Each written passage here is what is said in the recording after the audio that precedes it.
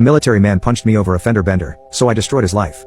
I was working as a civilian with the US military overseas, and I lived off base in an apartment complex popular among the US military.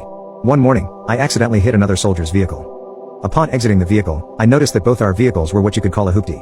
A hoopty is an old car that is pretty beat up and has been passed around from service member to service member, and they generally sell for $1,000 to $2,000. I also recognized that I was at fault for the accident. It was a very minor accident. His rear bumper was dented in slightly, but I could hear both of our cars still running. I approached the driver, who had already gotten out, and he was in uniform. I apologized and said if it was alright with him, I'd like to negotiate a payment. I will pay him in cash, and we don't involve the authorities. I wanted to keep this simple. I'll be honest, the accident was so minor that I honestly expected him to say, "Nah, man, it's good," but even if he wanted some money, I would have paid him. I have always been of the opinion that if you have a fender bender and can negotiate agreeable terms between both parties, it is best not to involve insurance or the police. He told me he wanted to call the police. I said we could call the police or we could go on base together, and I could give him $300. He said that